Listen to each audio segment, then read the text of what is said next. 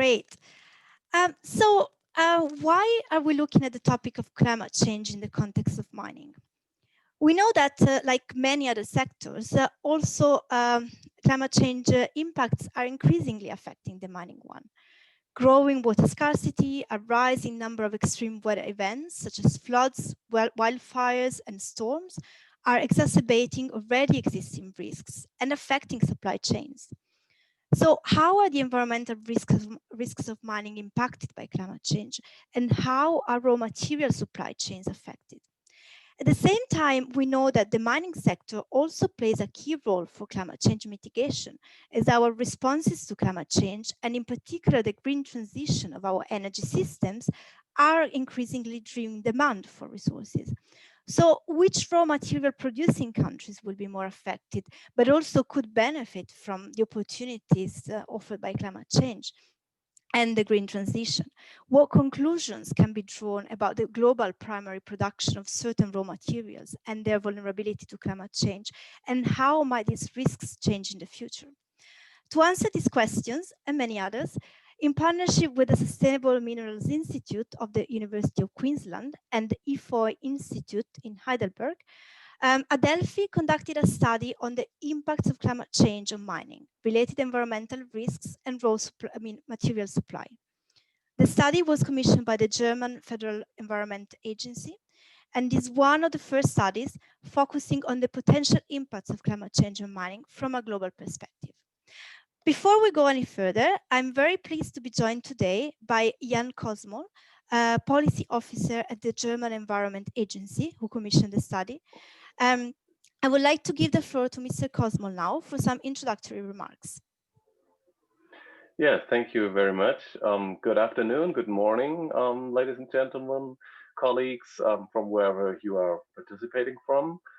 Welcome to this webinar on the impacts of climate change on mining. Like I was already introduced, I work for the German Environment Agency. We are the EPA of Germany, an independent federal authority within the area of operations of the Ministry of Environment, and we give science-based policy advice on all kinds of environmental issues, also on raw material supply from mining and climate adaptation, which will be our topics today. Like was already said, this webinar is a follow-up activity from our research project we commissioned in 2016. The study was completed this year, and we published it in June. I first started to outline this project, to think about this project in 2014, following a conversation with a researcher from University of Queensland. And she told me that the climate impacts on the mining sector have become an increasingly crucial big issue in Australia. And at that time, I started to research and dig deeper into this topic, and I found actually pretty few research. There was one report from the ICMM in 2013 and very few research papers, but that has changed since then. The public interest in climate change has decreased a lot since then, mostly thanks to a young brave girl from Sweden. There's a new report on climate change from mining on the ICMM this year, and numerous other research papers and conference reports, and I'm looking very forward to hear some of the latest insights from industry, research, and civil society later. Yes, so 2019 was a climate year. And also the title of last year's Intergovernmental Forum on Mining, Minerals and Metals and Sustainable Development in Geneva was Mining in a Changing Climate. And there was many sessions on climate, one special session on climate adaptation, and in the opening session, I presented some preliminary results from the study. Yeah, but now 2020, things are different. The public interest in climate change seems to have vanished. 2020 was the COVID year, and probably 21 will be. We are facing a global health and economic crisis, and it's quite a big challenge for society and people. Normal life seems to have stopped or has stopped, and we don't know when and if we go, when we will go back to normal. But maybe going back to normal is not an option because the global climate and biodiversity crises have not stopped, and action is even more urgent than 2019. So the pandemic we see at Uber, we see the pandemic as a chance to rebuild better, to rebuild greener, a chance to build more resilient and more sustainable economies and supply chains. And the word supply chains makes me come to an end. You might have wondered why the German EPA, German federal EPA, is commissioning research on mining in other parts of the world. Well, Germany is one of the largest material consumers in the world. We have a large manufacturing sector, automotive, machine building, and with a high demand for raw materials, especially metals, which will also all increase looking at the energy transition and electrification of the car fleet. The Germany's economy's material demand stimulates mining activities all over the world. And applying this footprint perspective, we have the responsibility to address not only the impacts occurring within the territory of Germany, but also in countries which provide the material basis for prosperity in Germany. And that's why we are increasingly focusing on global supply chains. And another aspect, we are beginning to understand that our economy will be affected by climate change impacts in other parts of the world. We just completed another study on so-called transnational climate risk for the entire German economy. And from what we know today, these transnational impacts will be stronger than the territorial impacts, and that the metals and mining sector is one of the key sectors in this regard. So I'm very happy to learn more about this nexus in the next 1.5 hours, and together with all speakers and participants. And thank you for being here, and welcome again. Thank you. Thank you very much, Jan, for very inspiring opening words, reminding us that the pandemic is a challenge, but most importantly, it's a chance to build back greener. And the minerals, the metals and mining sector has a key role to play in this. Now, to today's event, we will start by presenting some of the key findings of this study. For this, I'm joined by two of the authors of the study, Lukas Rüttinger, who is a senior advisor at Adelphi and leading on Adelphi's work on extractive resources, and Pia van Aken, a consultant at Adelphi, where she focuses on responsible resource governance and the environmental impacts of mining, among many other things. We will then have 3 experts to comment on the study's results while bringing their own perspectives and experiences of key climate-related challenges to the mining sector and possible responses. We will start with Tobias Kien-Rieper, who is the global lead for mining and metals at WWF, specializing on responsible mining and metal supply chains, certification and standards initiatives, and policy work related to the UN, European Union, and national regulations. We will then be joined by Veronica Martinez, who is a senior program officer at the Intergovernmental Council on Mining and Metals, ICMM, leading the work on climate change and the Innovation for Cleaner, Safer Vehicles program, which is a collaborative initiative to reduce greenhouse gas emissions from mining fleets. We also have with us Dr. Timothy Leng, an environment, natural resource and development economist, currently senior lecturer in economics at the University of Brighton, and one of the authors of the World Bank study on minerals for climate action, the mineral intensity of the clean energy transition. Each of our respondents will speak for about 8 to 10 minutes. We will then open the floor to your questions and comments. Please submit your questions through the Q&A function that you can see at the bottom of your screens. Please do indicate your name and affiliation when you do so. You can submit your questions throughout the whole event. You don't have to wait for me to say this is now a question and answer session. We'll keep an eye on the questions that come in.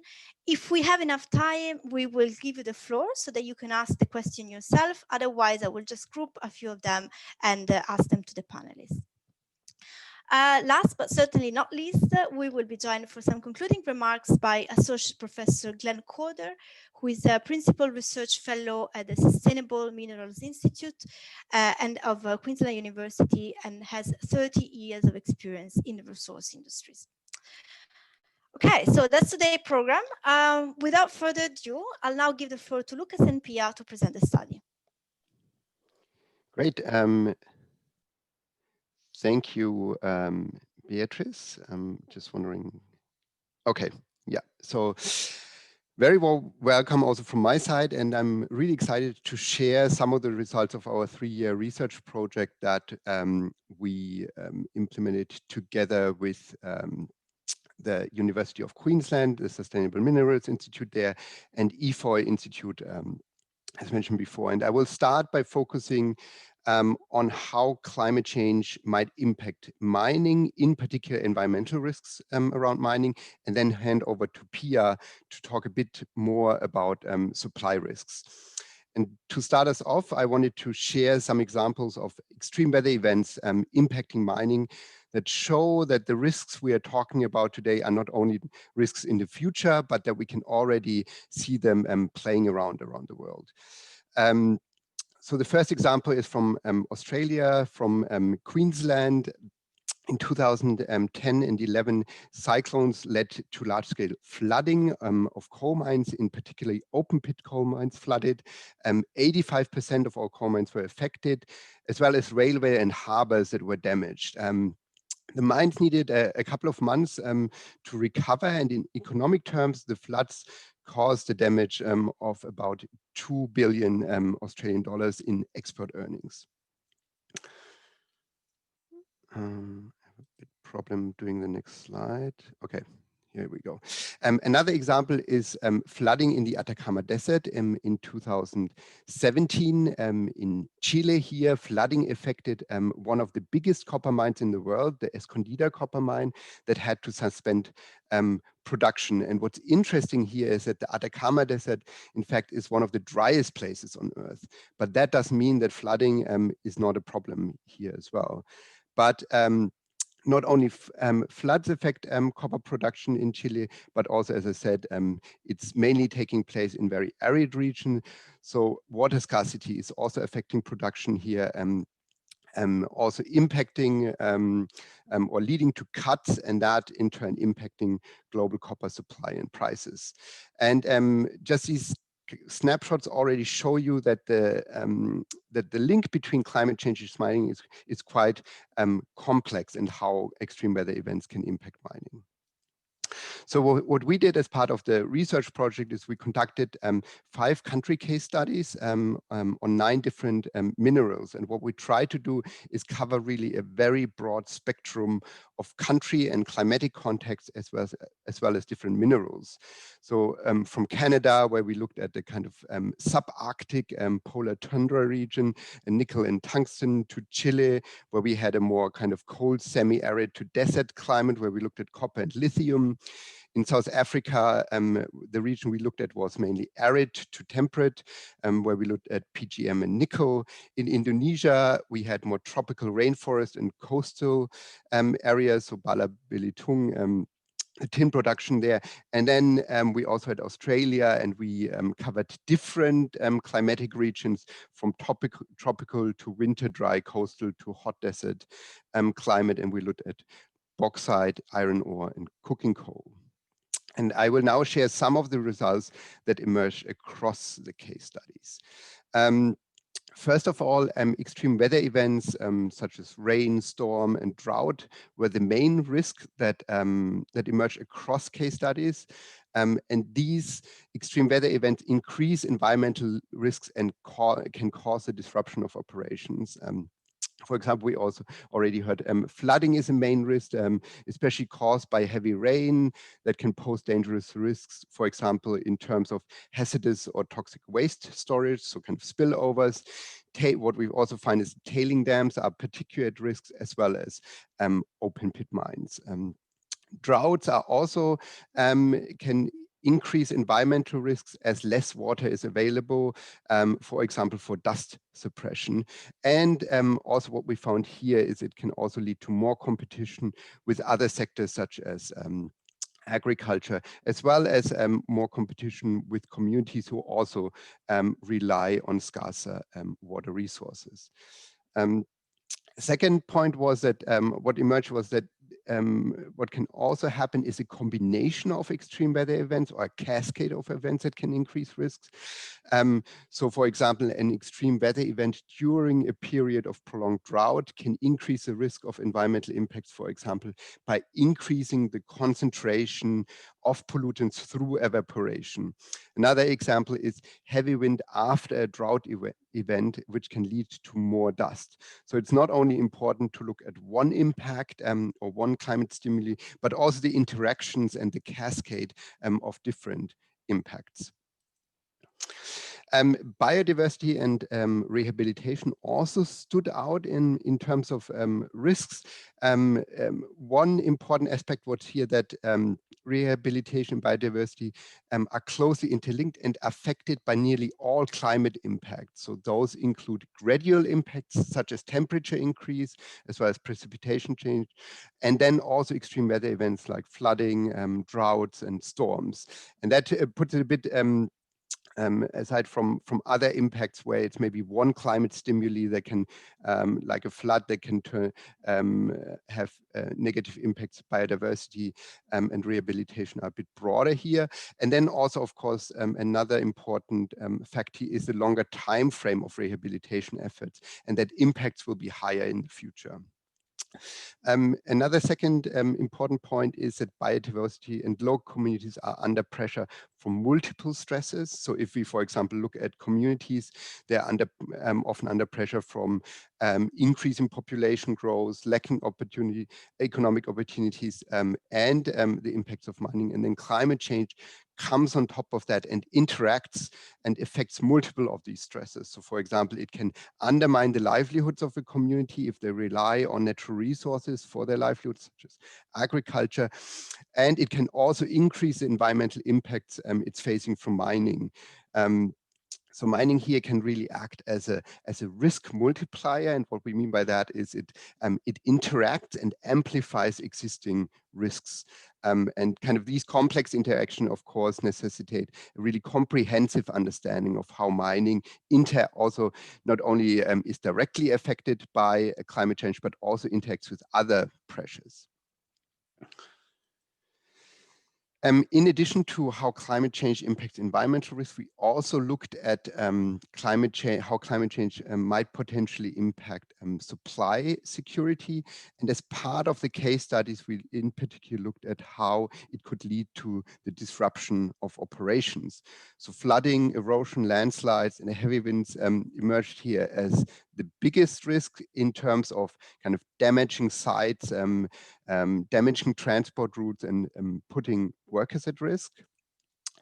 Fires, droughts, so less water available for dust suppression and heat waves, can also impact the workforce, and that in turn can lead to production cuts because, for example, the workforce has to be evacuated because of a forest fire or similar impacts. And then one important aspect here was also that this is particularly the case for mining sites that are in remote areas, especially due to the long transportation distances through sparsely populated or uninhabited areas.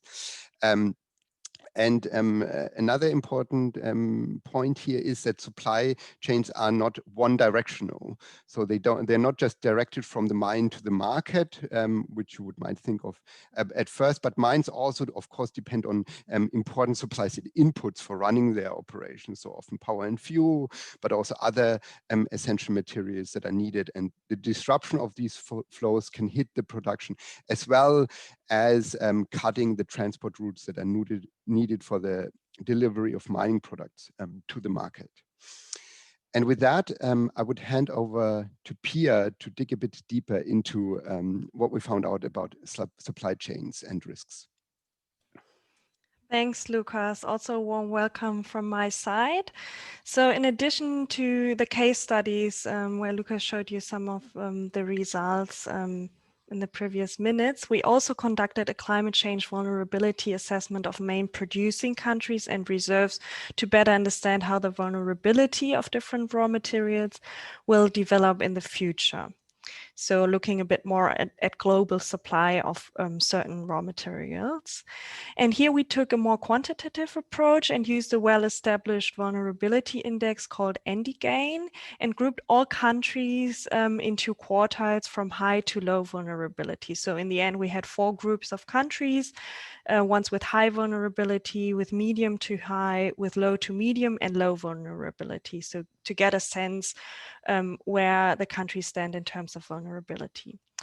Then we assessed the current situation of vulnerability by taking into account the main producing countries of raw materials. So the current world production of certain raw materials covering at least 75% of global production.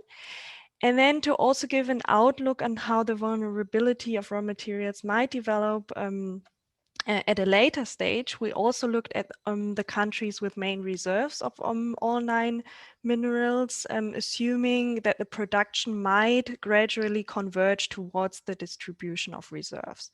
So to get a sense of how things might develop.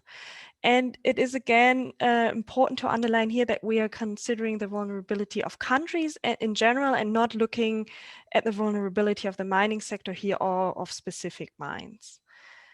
Okay, Lucas, we can go to the next slide, please. So I'll now show you an example and also to show you a bit the underlying components of vulnerability. We look at bauxite here, which is the main source of aluminum. And you don't have to look at the details of this table now. I will highlight some parts. So we can see that over 86% of bauxite production is concentrated in only 6 countries, and the market is dominated by Australia and China, which together account for over half of the current world production. And now let's have a look at Australia and Guinea. While Australia is the top producer of bauxite now, Guinea actually has the largest shares, but it's still quite close to Australia. You can see first rank and second rank for reserves. And you can see that Australia, when you look at exposure, you can see that Australia is actually more prone to weather and climate hazards than Guinea, as it has a higher exposure score, but it has a much stronger adaptive capacity, which you can see in the last column of this table, meaning that it has the ability to adjust to potential, to reduce potential damage or to respond to the negative impacts of climate events. Therefore, Australia's vulnerability, so the vulnerability column you have to look at now, is considerably lower than Guinea's vulnerability. Actually, in this group, Guinea has the highest vulnerability score. Now we take a third country in, Vietnam. And you can see that it has the 3rd largest reserves, and the country's exposure is higher than Guinea's, but its adaptive capacity is stronger. So actually Vietnam's vulnerability is lower than Guinea's, so it has a medium to high vulnerability. But let's have a look at more details for the vulnerability of bauxite, and we can now in this slide we compare the total share of bauxite production and reserves, and we can see that the share of reserves in countries with high and medium with high vulnerability and high to medium vulnerability increases, while the share of reserves in countries with low to medium vulnerability and low vulnerability actually decreases. Lucas, maybe, yeah, so there's the second circle. And this is what we saw on the previous slide. Due to the large reserves in the highly vulnerable country Guinea and the medium to high highly vulnerable country Vietnam. So this plays out here. And we can now carefully assume that the production of bauxite could become more vulnerable in the future, increasing the risks for environmental negative environmental impacts and disruptions of supply.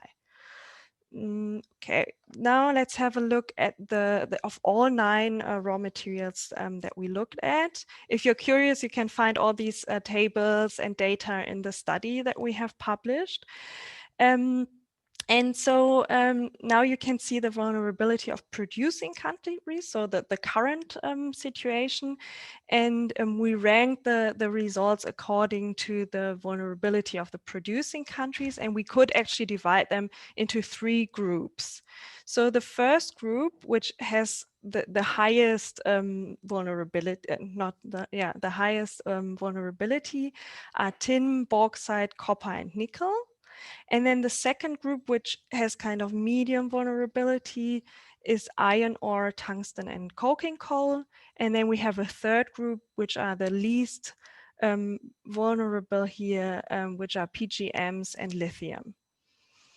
So then we can take a look at the next slide, where we look at the vulnerability of reserves.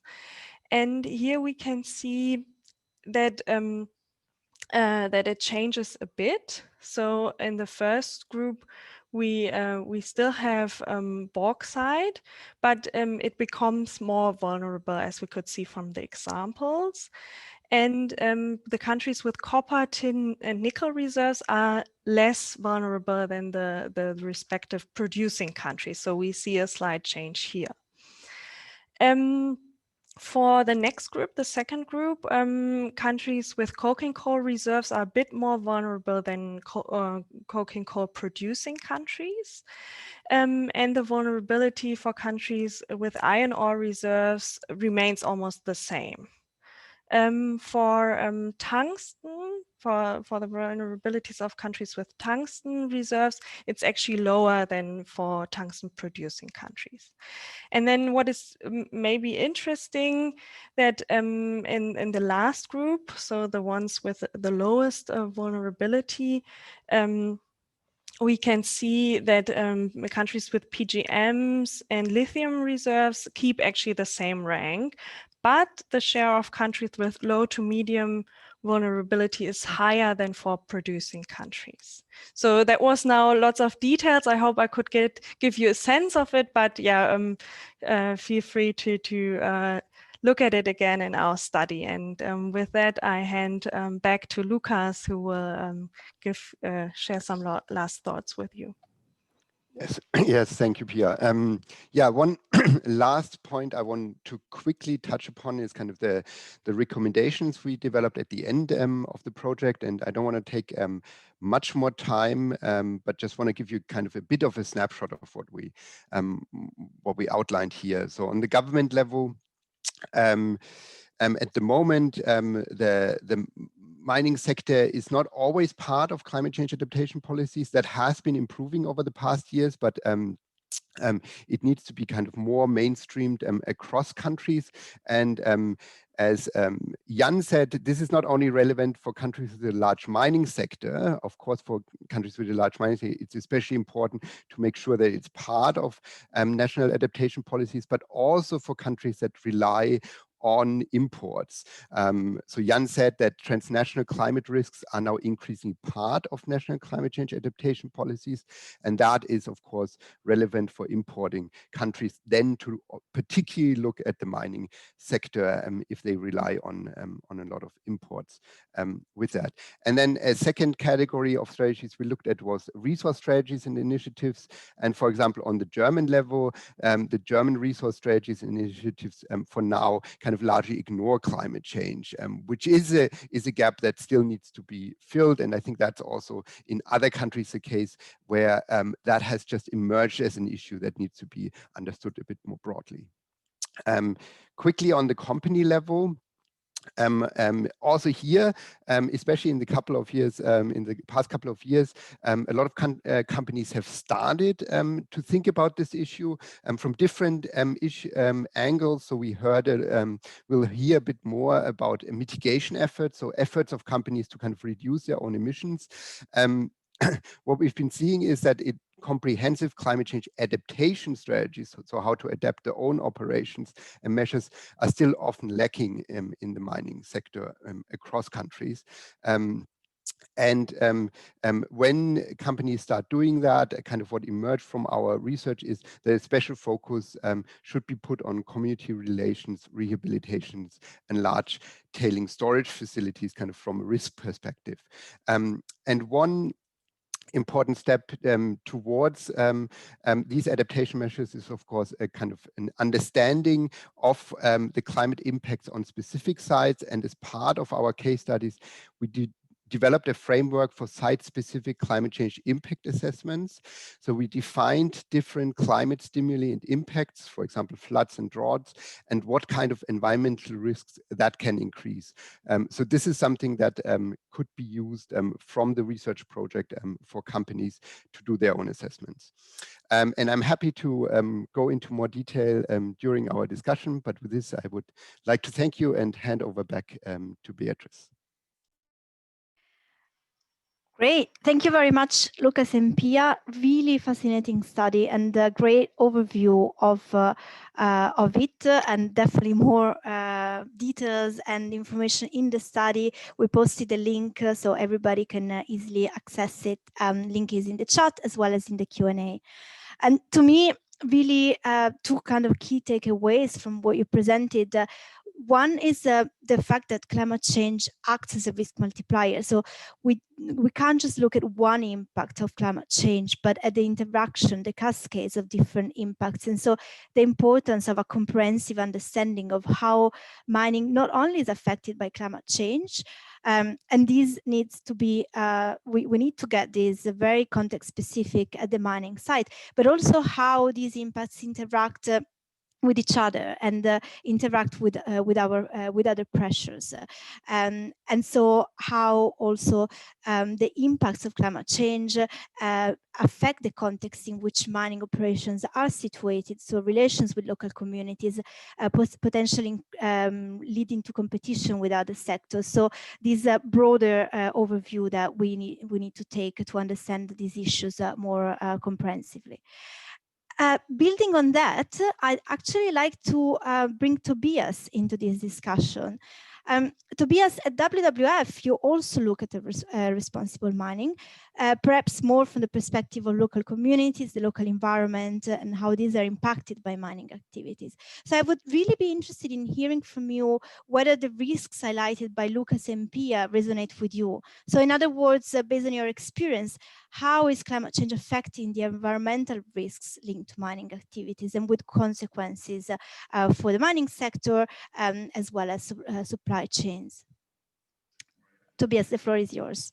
Thank you very much, Beatrice. Good morning to everyone and good afternoon. Just, can you see my slide deck? Would that be perfect? Thank you very much for letting me know.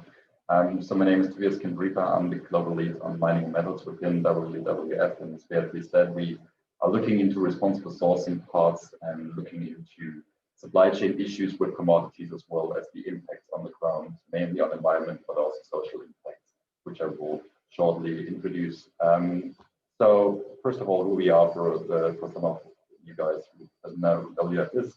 We're the biggest environmental and conservation NGO in the world with about 7,000 employees, which in more than 100 countries and a revenue worldwide about 800 million euros. And the kind of starting point for us and for me was getting into this work a couple of years ago, was looking into the impacts mining itself has on the ground, and from getting from the other part around, as Pia and Lucas said at the beginning as well. This is quite a famous area. It's in Cambodia, called the Eastern Plains landscape. It's the only part in the world, one of the only parts actually, where a tiger could be reintroduced. It's a really vulnerable area. As you can see, the green part is the national park and the wildlife sanctuary area. And in these areas, there were 12 mining sites.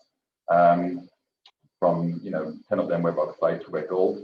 And the issue there is you can see all the red lining coming in, all the infrastructure as well. This national park is really important in terms of buffer zones, in terms of keeping climate change into balance in these areas. Got interrupted due to different kind of mechanisms and some policy issues in that. So this is the one part why we kind of get into that, because it has severe impact on the ground. If it's bad managed, if it's bad mining practices, which obviously is not the case in all over the world, but in this case it was, and there was also illegal and small scale gold mining. This is kind of the start why we actually worked on it, because it has an impact on the ground for our work, which we do. And now I would love to get more into the kind of impacts actually the mining industry faced with the climate change policy. So what we did, as Jan perfectly said as well, also from a German perspective, Germany uses a lot of materials, especially coming from metals, where we have 99.9%, so basically everything coming from around the world, and has an impact on that. And in these kind of impact situations, water risk definitely is one of the biggest challenges for the mining companies as well, obviously, because of a business case and because of financial situations, but also because of the long-term mining site has running with climate change problems in that kind of sense. So what we did, we have a water risk filter, which is an open source platform where you can basically look into what water risk, and I will get into that for a minute, your organization, your company, your entity, or especially the landscape you're based in has. And the whole part about this is about water stewardship. And it's something I really want to share with you, is to look into the whole part of the stewardship angle, right? So for a lot of companies, especially from the downstream, but also from the upstream mining companies, face the problem is in terms of climate change. You can't be working in alone as a mining company. You can't work on that as a downstream company. It's also from there alone. You have to think in the stewardship angle, which is looking and working into your, let's say, river basin, where the water risk is, and work together with agriculture companies, for example, with beverage companies, with textile companies, especially in areas such as the Amazon in South America. This is a huge problem because there's not only mining affected, there's a lot of sectors being involved. What we did use, especially for this study, which you can also look up later on, a snapshot of water risk for the mining sector with about 3,000, more or less 3,200 mining sites, where most of them, as you can see up the bottom, 30% were coal mining sites, 17 came from gold, and so on and so forth. And what we find out is that in that analysis, which there are a lot of indicators behind, and it's really technical. So if you have any really issues and questions on that, please let me know, and I can also connect you to our water risk filter specialists in the network, where we have a bunch of people exactly only working on this kind of mechanism, also with a lot of other institutions such as the UN. So what we did then, looked into the commodities and what kind of different kind of impact it has and face in the future, water risk related, which is the physical water risk, also the regulatory water risk, the reputational water risk. And the regulatory water risk is an issue which Lucas and Jan always were mentioning as well. It's about what is the policy doing behind it against it. In countries such as Guinea, that is a huge problem. In terms of reputational risk, that's another part as well. When you talk about consumption of fresh water, we've seen that in Bolivia. Privatizing fresh water is a big issue. So if a company steps into an area using a lot of water, that might be a reputational risk for them as well. But especially also flooding is a part which were quite often named now in the study from Adelphi and from the Umweltbundesamt, the Environment Agency. So this kind of the things where we look into, and as you can see in terms of the number of the overall risk, coal is quite prominent, and chromite and palladium was the biggest, but also bauxite kind of big number in terms of overall water risk. And in some of the parts, especially from flooding, you can see other parts, especially coal, which is mentioned by Lucas in Western Australia, which was an issue in the beginning of 2010. So what we did then, and sorry, I only have 8 minutes. I was really focused in on only talking about water. I don't want to get into deforestation parts, loss of biodiversity, which is a big part of our work as well. So what we did then is to look into, not only saying, well, guys, this is kind of a problem. We also showed what we can actually do and what are scenarios for companies to engage in the water risk and how to facilitate the problems on that. So we did a scenario of all of our water risk. You can click on the home page and look into the optimistic, current trends, and pessimistic scenarios kind of in your water risk part where you're based in, and look into a scenario, not only what that means, but also what kind of, as you can see there, what kind of things you have to do and adapt in your work as a company or as an entity to minimize your water risk related parts working on these areas, right? So this is kind of the water part, which I think is pretty interesting for a lot of mining companies, as it was named by the World Economic Forum in the last 5 years as the biggest, company threat in terms of financial parts.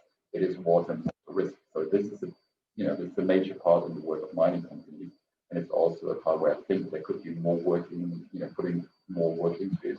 And I'm happy that a lot of, organizations are actually on the call, such as ICMM, for example, and a lot of other certification schemes look into that and have a water stewardship part, as well as a lot of companies coming from the mining companies. But this has to be getting more integrated as well, downstream companies, and has to get integrated from the countries we source from to understand that we're sourcing from areas with a high water risk. And this is something I'm happy to discuss later as well. So thank you guys.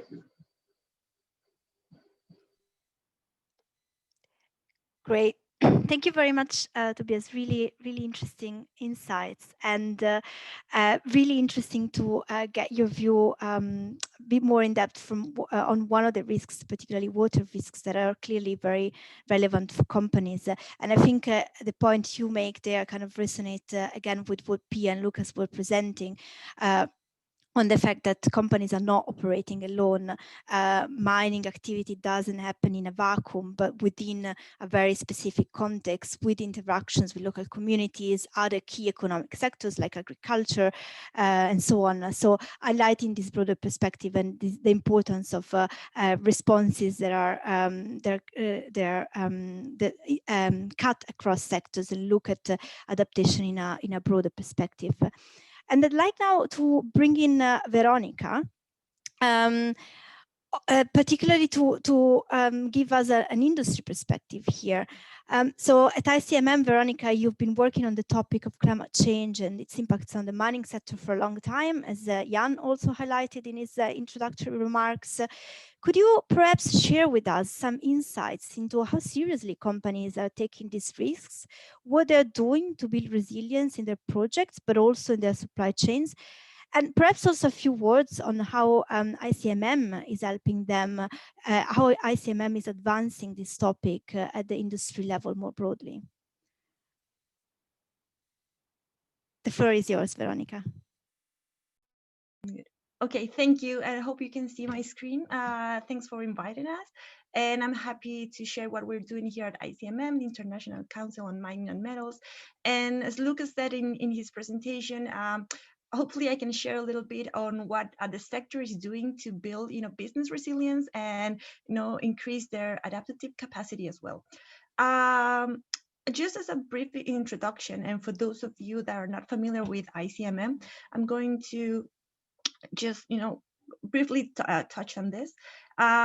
We are a leadership organization. We're dedicated to promote a safe, fair, and sustainable mining and metals industry. We bring together 27 mining companies. You can see them, their logos there in the screen, and those companies represent around 30% of the metals market. We also have 38 regional, national, and commodities association within ICMM. And as I said, ICMM is a leadership organization, and building on the values of our members, we have a set of 10 mining principles and 36 performance expectations that define what we understand about, good practice, environmental, social, and governance requirements. And this set of, principles and performance expectations, they build a holistic benchmark for responsible mining practices. And by building this benchmark, we're challenging our members to continuously evaluate and improve their approach to sustainability. And of course, climate change and particularly adaptation has been, a topic that we have been working on the last couple of years. And as you said, mining operations are exposed to increasing climate-related physical risks, and are not just future risks that are, mining companies are facing currently, and probably greater than other economic sectors because of, the nature of their operations, often located in climate vulnerable areas as well. So I'm going to just present a little bit of what we have been doing, and I think what I'm presenting also touches some of the questions and some of the, what has been presented before. Sorry. Let me. So first, this is a very practical example of what we're doing. So I would say maybe first, before going into this, all of our member companies have committed through our climate change position statement to first, implement adaptation and of course mitigation as well solutions at a local level, considering opportunities and challenges.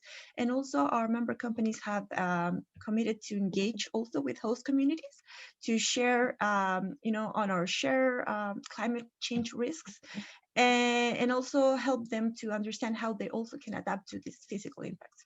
That's more on a general basis, but on really practical and how we can help members to have a broader understanding what are their physical risks. This is a tool that ICMM developed with a consultancy company a couple of years ago. It's called MICA, Mining Climate Assessment, and I think as a question I saw in the chat box was risk is very site specific. So sometimes taking country level risk into mine site risks is not the same.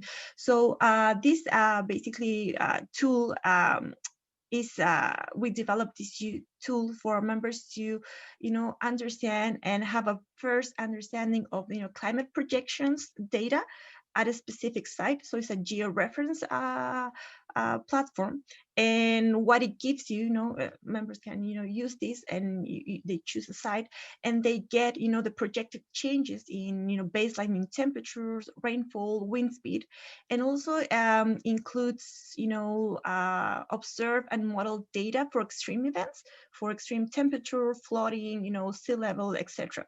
So this is a very practical tool that members are using as a first approach to understand what could be and what could be the main risk at a particular site. And I think I've included an example of how these our member companies are using this, because you all know that investors are placing increasing emphasis on companies disclosing the management of climate related risks, and member companies have been using this tool, for example, to report as required by the task force on climate related financial disclosure, the TCFD. And you can see this in the example of our member company Goldfields. This is their first TCFD report. It was published, I believe it was early this year, but apologies because 2020 is a little bit blurry at this time to me. So I think it was early this year, and it's available on their website, and you can see that how they have identified key risk in 4 quite different regions in Australia, Africa, South and South America, and they have used MICA as first understanding, and then to identify the risk, and then develop assessment adaptation plans as well. And finally, and this is I think Lucas, I believe it was Jan or Lucas who mentioned that ICMM published in 2013 a report on adaptation, and last year by the end of 2019 we published it was an updated version or a continuation of that report. It's called Adapting to a Changing Climate, Building Resilience in the Mining and Metal Industry, and this report I think is a culmination of a collaborative work with that took place within our climate change working group. It's basically a result of a 2-year work with our membership, and this report provides a good overview of how a changing climate could impact the mining and metal sector, as you have already also presented in this report, but also provides ways that companies can integrate climate considerations into existing risk management processes. And this is something that the mining sector knows very well. Risk management strategies are well placed already in the mining sector. So incorporating climate considerations into this is something that we are recommending all member companies and the whole industry to do.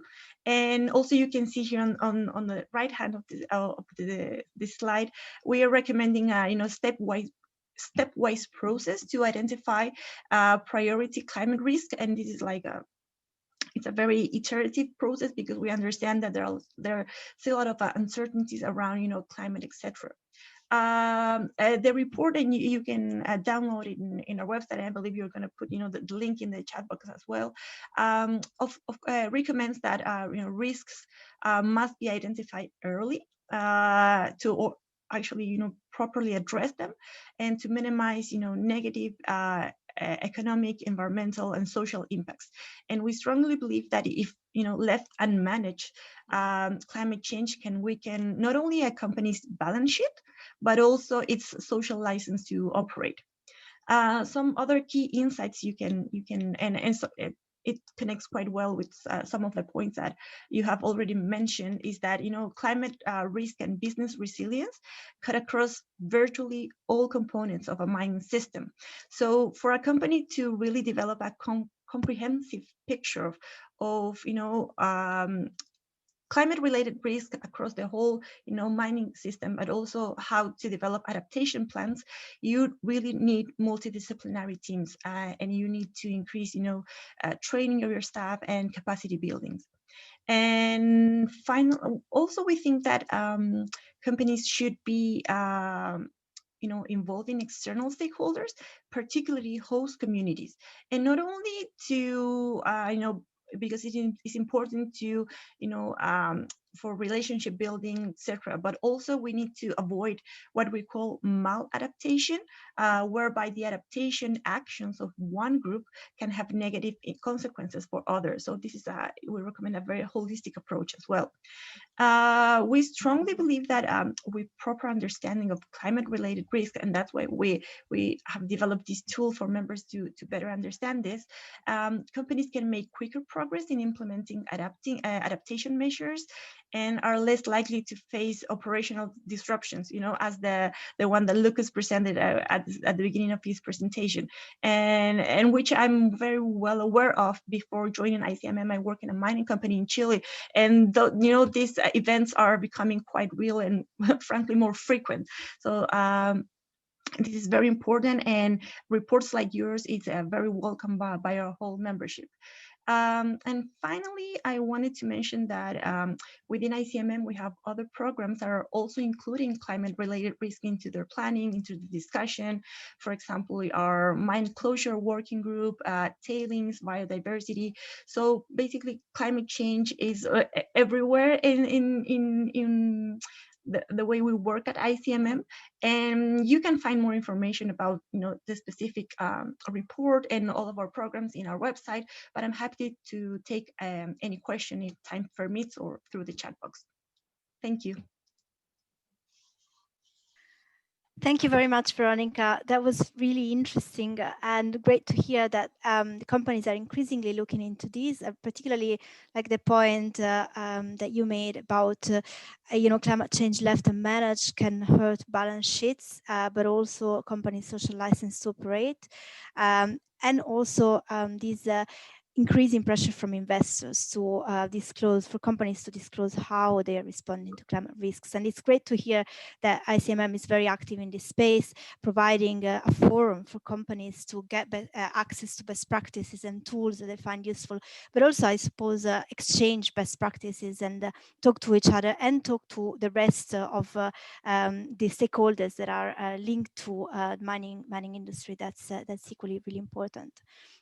Thank you for that. And now I'd like to bring in a team. Maybe to look at these issues a bit from a different perspective, because in your study with the World Bank team, you focused a bit more on the role that mining can play towards a low carbon future. So maybe focusing on the demand risks more than the supply side risks, as our study was focusing on. So maybe if you could say a few words on how you connect your findings with what you've heard so far today. So for example, how do you think the risks that climate change poses to the mining sector and its supply chains can affect their ability to meet the demand linked to the green energy transition? And if you found any key strategies for the mining sector to achieve this double win of adapting to the climate change impacts, while at the same time thriving in a low carbon future by supplying the minerals it needs to become a reality without raising further environmental, social, and political challenges. And the floor is yours. Thank you, Beatrice, and thank you. Good morning and good evening or good afternoon, everybody, wherever you are. First of all, I'd like to really commend the authors of the study and also Tobias and Veronica for all the really important work in this area. And I guess how I see this is, it's a growing body of knowledge about this interrelationship between mining and the climate change phenomena, both from the adaptation side, which is what we've heard about a lot this morning, but also on the really critical role that mining can play in facilitating the low carbon transition, which is where a lot of my work and the work that I've been doing with the Climate Smart Mining Initiative of the World Bank has coming from. And I guess, you know, a lot of what we've seen in this literature so far is almost, on the one hand, you know, lots of discussion of the supply risks, and I think this is where lots of the work that's been presented this morning fits in, and obviously the climate change vulnerability is only one aspect of the supply risk, but a really crucial one.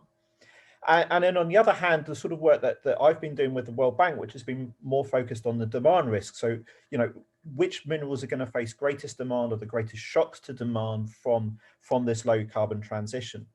And I guess really the perspective that now I'm seeing, and a really important avenue, I think, for future research is, can we start bringing these two aspects together as a research community and an industry community to really understand how we can help the mining sector as a whole keep facilitating the secure and steady supply of the types of minerals we need for a low carbon transition, but do it in a way that has the least impact upon the mining sector itself, but also on all the other really important stakeholders that it interacts with. And I guess that's an open question. I don't have an answer for that at the moment, but I think to highlight some of the work that we've done and how maybe some of this work can start to fit together, I'd just like to present one finding from our recent report that I did with the World Bank, which was the Minerals for Climate Action report about the clean energy in the mineral intensity of the clean energy transition.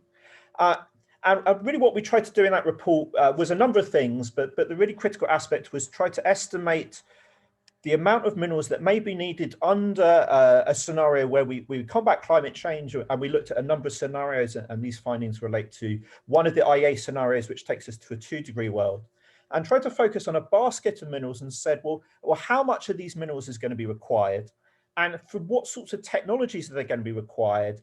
And really, what's the risks to the current nature of demand from that transition to a low carbon economy? And, you know, we didn't estimate the entirety of the economy. We chose a relatively small basket of energy related technologies. And it comes with a number of provisos and assumptions, which you can see in the report. But really what we came to was this really understanding that the demand risk to the mining sector is not homogeneous. It's very heterogeneous. And I thought that was a really interesting parallel with the work that Tobias presented and the work that Lucas and Pierre presented, is that, you know, these risks are not singular. They're very different from commodity to commodity. And that's what we found on the demand side as well. And I think the more that we can think about the mining sector as this heterogeneous instrument for which the demand risk and the supply risk is going to be different from different commodities, I think that's going to help us build the sorts of policy and strategies and adaptation plans and mitigation plans that will help us meet that challenge that I outlined.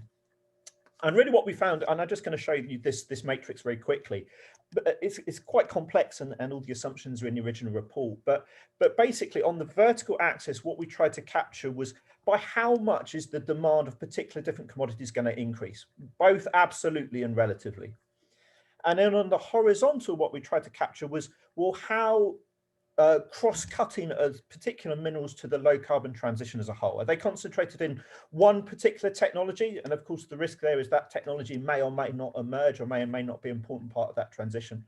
Or are they cross-cutting the entirety of the transition, so used across a whole basket of technologies?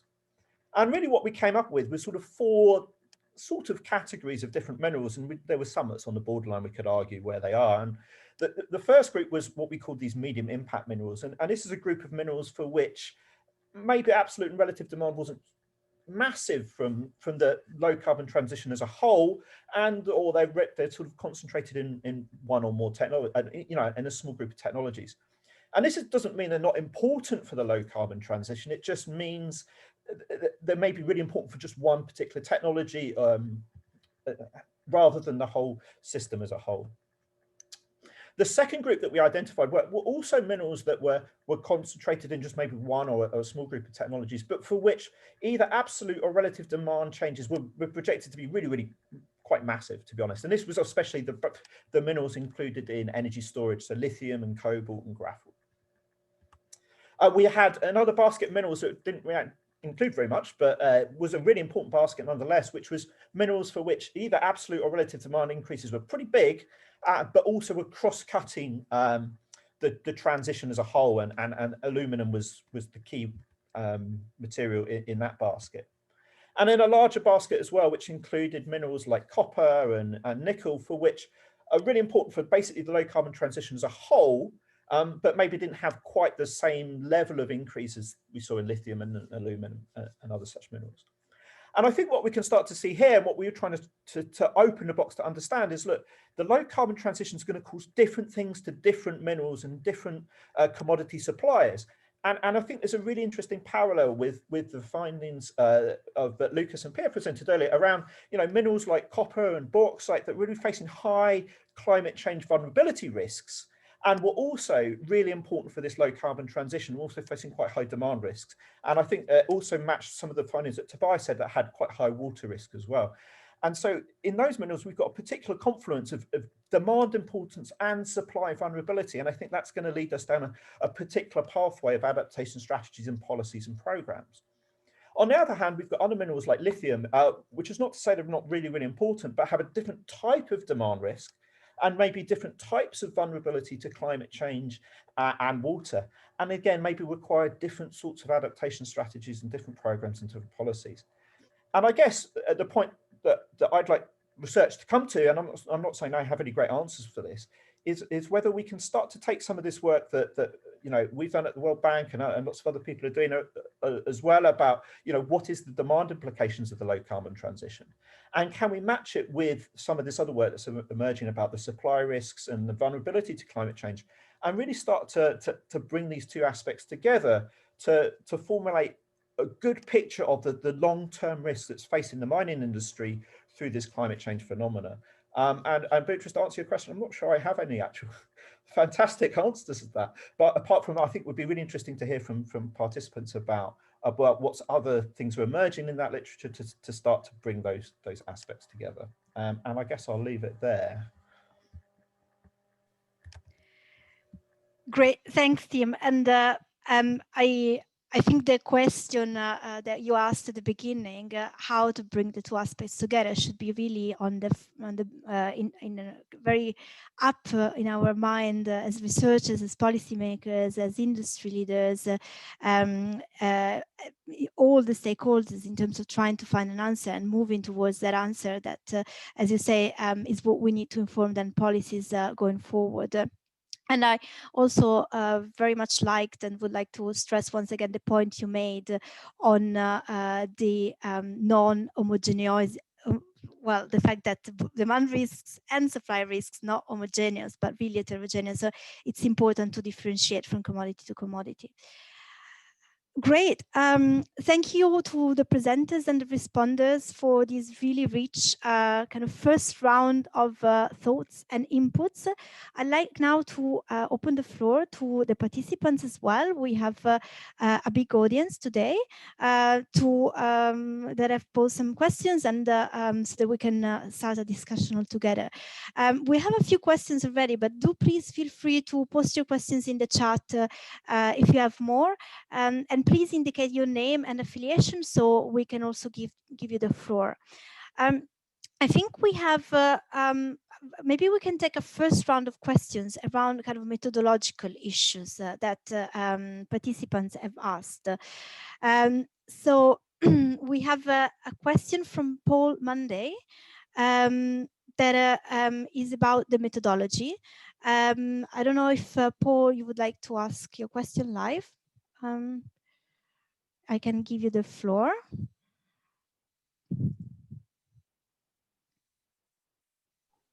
Hi there, can you hear me?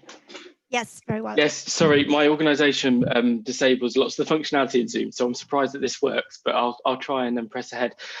So I'm Paul Monday from S&P Global Ratings, Adaptation and Resilience Specialist. I asked a question, which I've now lost since rejoining, around the ND Game data set. I heard you mention, or someone rather mention, that you decided to kind of split the vulnerability data set up into 4 different discrete groupings, and I wondered what the justification was for doing that and how you decided upon those boundaries, whether it's a simple kind of quartile type approach or maybe something kind of more sophisticated. Great, thank you very much, Paul.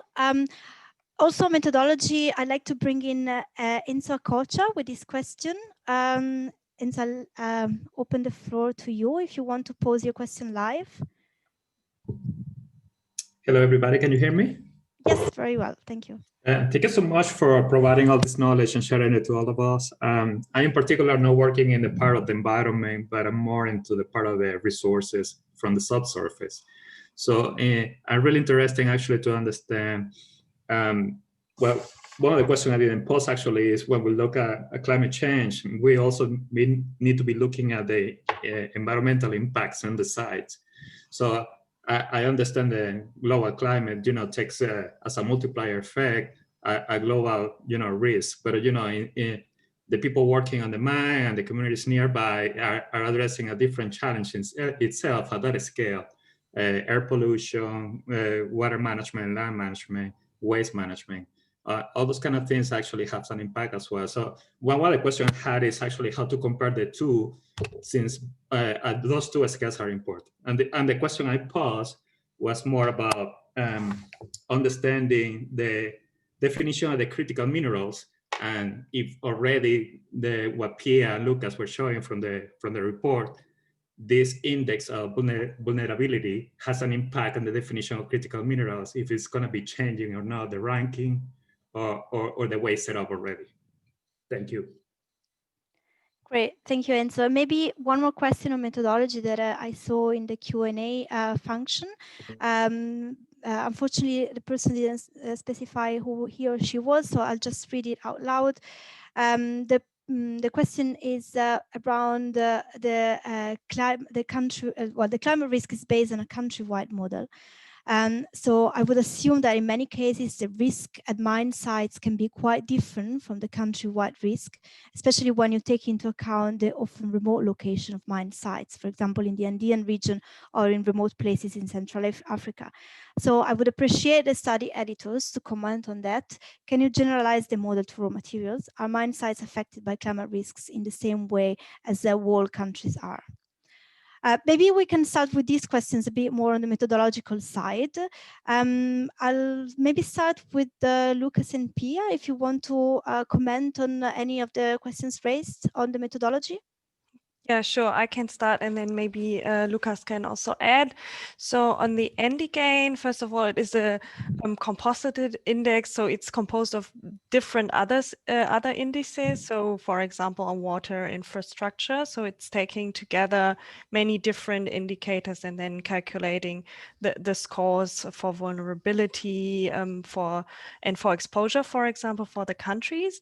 And yeah, we took kind of the simpler approach, Paul, as you mentioned, and grouped then the country, because the countries are then ranked according to their scores, and we then group them into 4 groups. So with the lowest vulnerability up to the highest vulnerability, and for the other scores as well.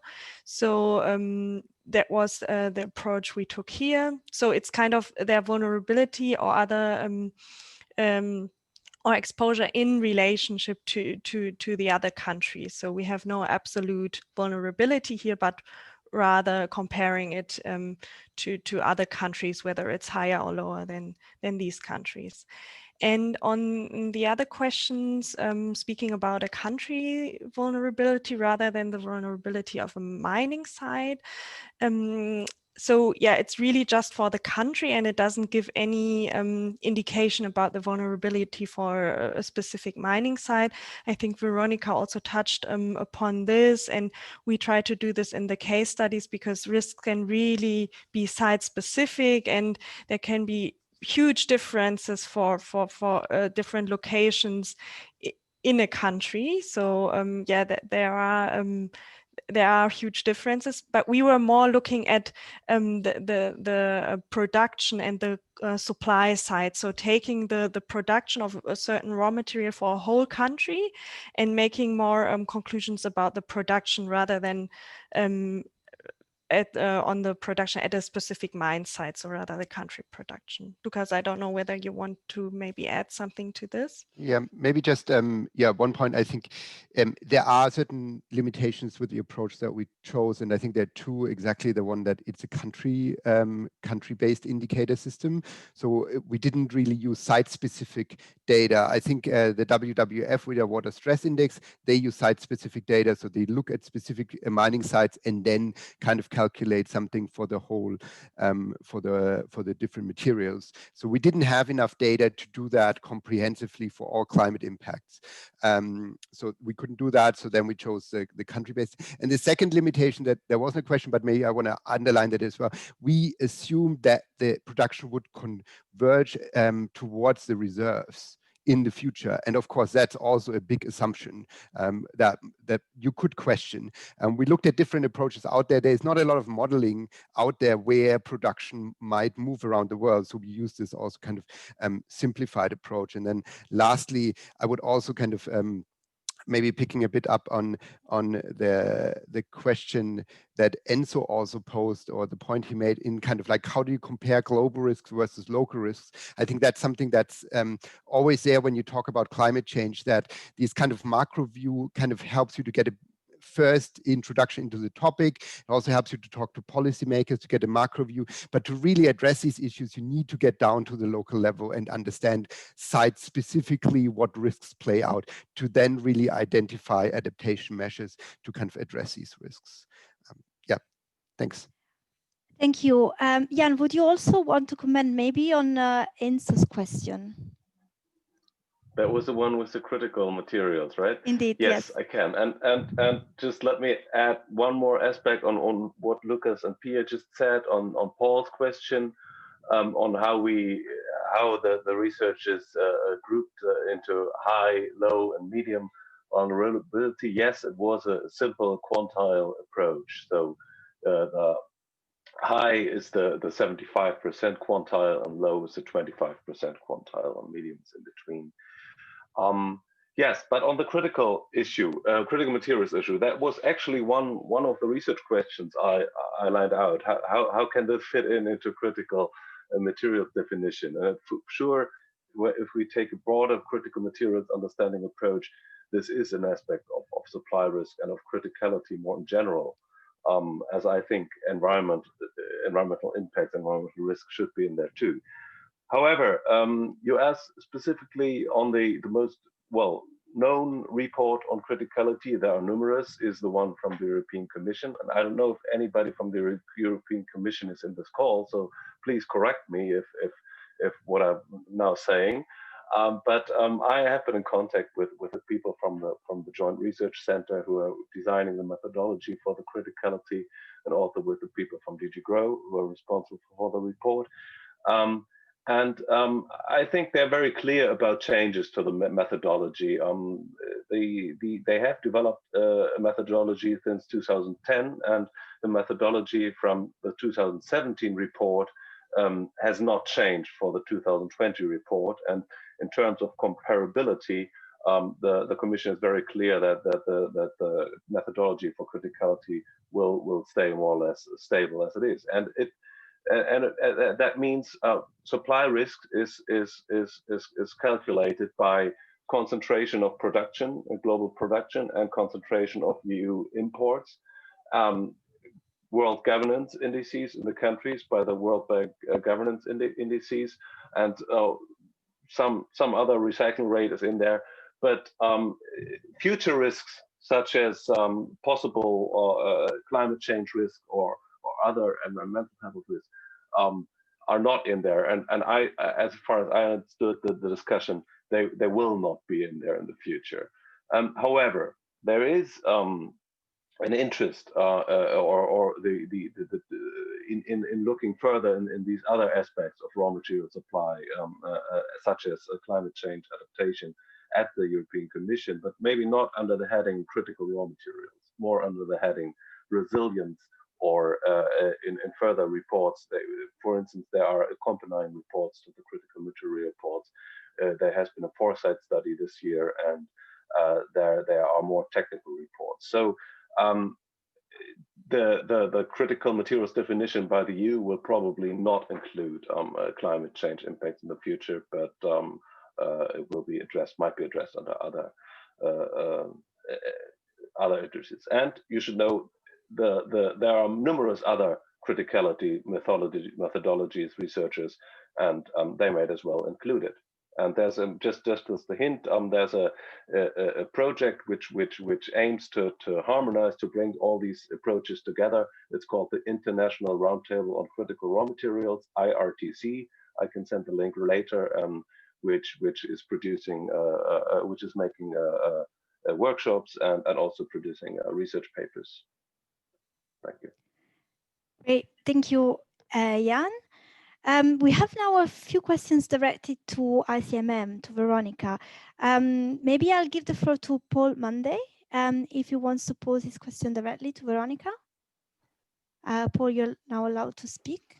Thank you very much. Yeah, so I should say I've been kind of looking at this sector for some time and know a little bit about it, but it's clearly not as much as you guys. But one thing I have noticed kind of in that research and experience kind of in other sectors, particularly water, is that there has been this kind of coordinated approach to tackling this as an industry, as a sector, and I don't see that in the mining and metals sector. And I noticed that Veronica, I think you mentioned that of the organisations that you engage with through the ICMM, that represents about 30% of the market. And I mean, therefore, I think the obvious question, and we always get this with adaptation, getting companies engaged and realizing that it's a challenge, it's a problem, it's worth tackling is always something that we all kind of deal with. But my question, therefore, is what are we doing about the other 70% that perhaps don't see this as, as a material issue, and or what else is being coordinated at an industry level?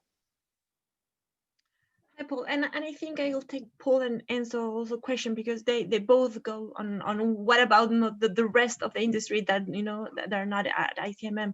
As I said in my presentation, ICMM is a leadership organization. So what we try to set is like this standard of what we understand about sustainable mining and how that can impact the rest of the sector. So we have these 27 companies that are our leaders, but we also have these as I said, 38 associations, so regional commodity association, and that expands a little bit our outreach to more medium or smaller companies. We adaptation, maybe we haven't, it's not now like a broad topic in the industry, but it's a good example of how, as you mentioned, water and also, for example, tailings started, at ICMM, and now they have become like a global industry standard on tailings, for example. So probably adaptation and climate change will go into that, and in that route as well. And also on your question on Enzo around, how the linkage between, this large group of mining companies that in average is 30% of the metal market, but for example, in key commodities as iron ore or copper, it's more than 40% of the total market.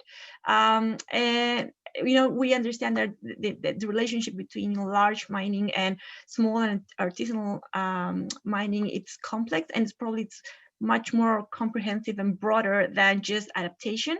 So we do have some resources in our website on how large mining companies can engage through multi-stakeholder processes with smaller companies, artisanal companies, but on more junior or medium companies that do not belong to ICMM. Most of our resources are available for all of them, are open resources. We do this kind of engagement with external stakeholders as well. So we do have a lot of internal stakeholders to increase awareness within our membership, but we do these kind of activities as well to increase awareness outside of our membership as well. Great, thank you, Veronica. And I may use my moderator's privilege here to bring in quickly Tobias on actually this question of engagement and ask him his perspective, maybe beyond the industry, to what extent for example, civil society and the industry have engaged together to tackle some of these risks. And sorry, Tobias, I was question and answer, noticed that your audio was not very clear. So maybe if you could speak closer to the microphone, hopefully that will help. That's the only thing I can do. Is that fine? Can you hear me? Yes. So? Yeah, yeah. Right. Okay, there are mixed reactions, but okay, I go forward with it. Okay, so I mean, there are a lot of engagement between civil society and companies, right? And I think this is a long discussion. To make it short, I mean, Enzo's question as well about artisanal and small-scale mining is a really important one, because we're working together with small-scale miners as well, which is a big part of our work as well. As we, as we mentioned, if we look into supply chain, which wasn't in this matrix of some of the commodities, that 20-25% of some of the commodities, even more percentage come into small-scale mining, right?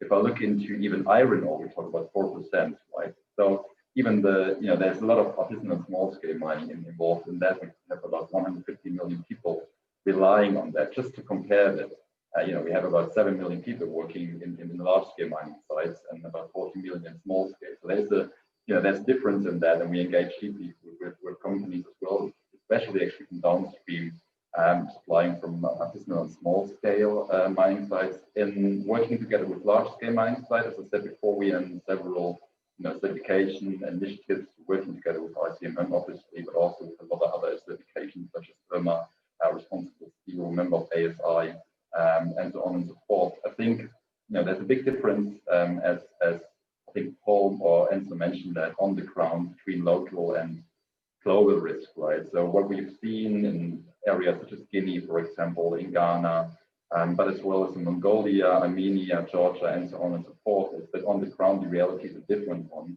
and it's really important for us to actually focus companies on their impact on the ground. For for a lot of the companies who are actually willing to do that, that's kind of easy to do, because they want to have a stakeholder workshop, they want to engage with the communities, they want to minimize their impact. They go through the mitigation hierarchy. I think this is something we've been kind of close with. I think the problem is about the other companies who are not willing to do that, and this is still a high percentage. If I look into the companies sourcing from the Amazon at the moment, which are not in some of the certification schemes, which are not clear actually who's owned it by. In some cases, this is way more difficult. It's way more difficult for us to actually engage with companies, to be honest, where there is a policy behind it by the government to, let's say, weaken up protected areas, such as does happen at the moment in Brazil with indigenous territories. Weaken that up, and this is getting really complicated, and to discuss that as well. So it's a mixed answer, I guess. But in general, because one of the questions in the chat was as well about the downstream companies, this is definitely the push we can see. One example, I won't name the company, but there was a big car industry company in Germany, who told me 3 years ago they had less than 10 emails a year coming in and question them where the commodities come from. We talk about hundreds and thousands now. So there is the downstream, getting more pressure on the mining companies itself, and the mining companies in terms of their reputational, but also especially on the physical risk in terms of climate change. They need to adapt with the situation coming up, and they do that. And we are in contact, obviously, and working together with them in several areas on the kind of issues. Great, thanks Tobias. Maybe one last question to Tim. That comes from Nicholas King. Unfortunately, I don't see Nicholas online anymore, so I'll just ask the question myself. Nicholas says, interesting matrix, Tim. Thanks. Do you have a comparative one of the current situation to show the extent of the change in demand? So maybe if you can comment on that, on the kind of timeline, and whether you've seen changes throughout time in demand risks. Sure. So the short answer is no. The long answer is it's sort of already included in the matrix, because what we try to cover in the matrix, the vertical axis covers how much demand is going to change, or not, how much that we have in the scenario we have projected that demand could change to meet the 2-degree scenario from 2018 to 2050. So the ones that are higher up the matrix are the minerals that's either going to have an absolute or percentage relative increase in demand that's bigger, and the ones towards the bottom of the matrix are going to be smaller. What I don't think we have done, and I think would be really fascinating, is to understand something about the cross-cutting nature of minerals from a quantitative perspective. I know there's lots of work being done on that generally, but how concentrated is current demand for lithium in 1 or 2 or 3 products? How concentrated is copper, or not concentrated, how cross-cutting is aluminum, copper across the economy? And I think we have intuitive answers to that, and I think we have qualitative answers to that. I'm not sure we have quantitative metrics of that and how that will change given the energy transition, especially things for lithium, where you're going to have massive demand for a very concentrated sector. I think it would be an interesting piece of work that I haven't seen done. And maybe it's out there, but I personally haven't seen it. I just wanted to say one thing on the downstream perspective, because I think this is a really critical aspect. And I think it fits within this idea of starting to see the sector as a heterogeneous group of commodities with different features and different chains and that sort of stuff.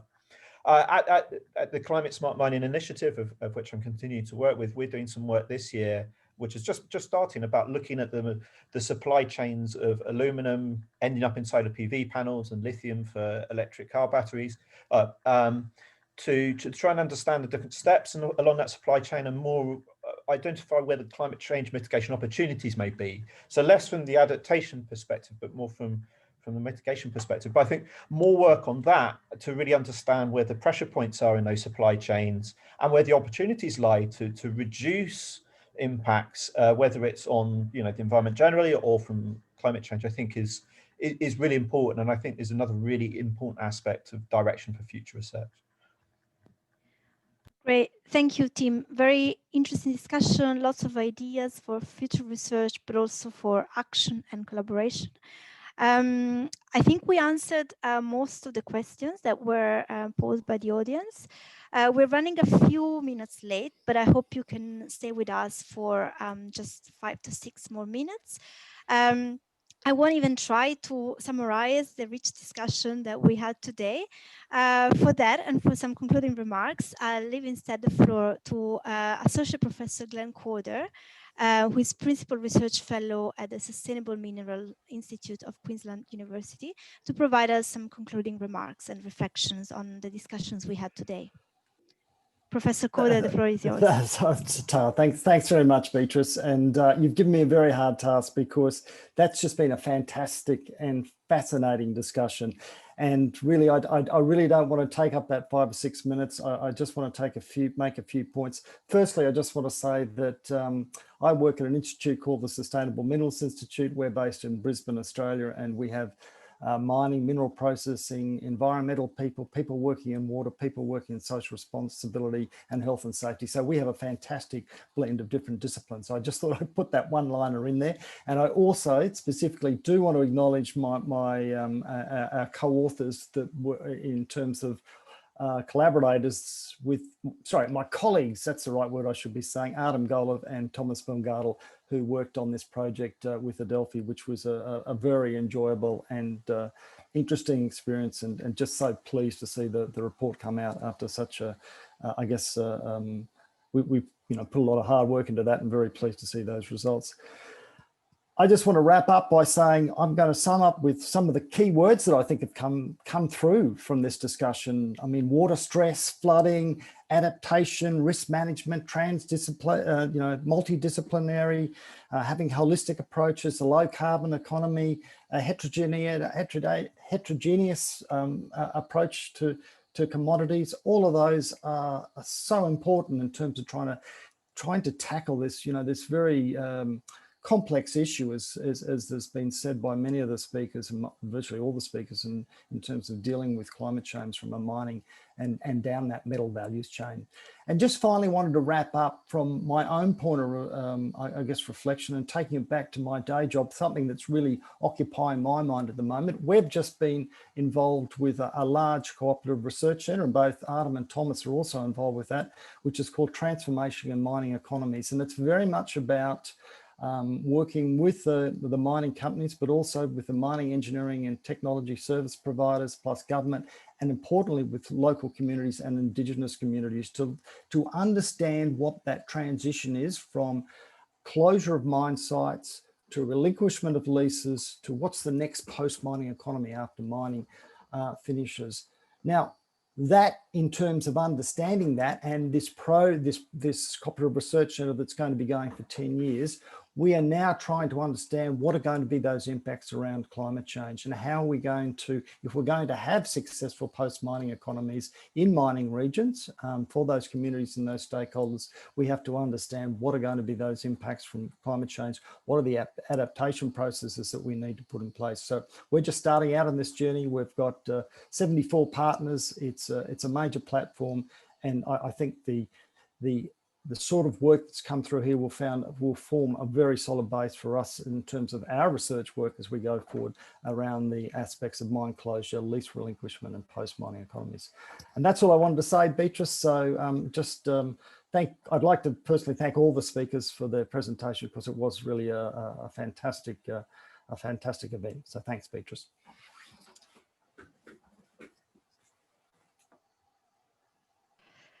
Thank you very much, Glenn. I knew I gave you a very difficult task, but you've done brilliantly. And I join you in thanking you, Jan and the German Federal Environment Agency for making this webinar and rich discussions possible by commissioning the study to start with. Also, thank you to all our presenters today, Lucas and Pia, Tobias, Veronica, and team. Really great to have you here. Thank you for making the time and sharing your insights and experience with us. Thank you, Professor Coder, also for joining us despite the late hour. And great job leaving us with some key takeaways. And of course, a big thank you to all the participants for staying with us, engaging, and keeping the conversation alive. We really hope you enjoyed these. Recordings will be available online.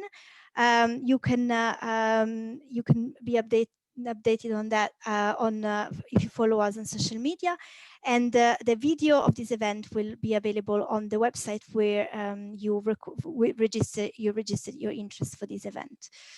And with that, I wish you all a great rest of the day and weekend soon, and evening for those of you on the other side of the world, and our very best wishes. Thank you. Goodbye. Bye. Thanks. Goodbye. Bye, everybody. Thank you, guys. Thank you. Bye-bye.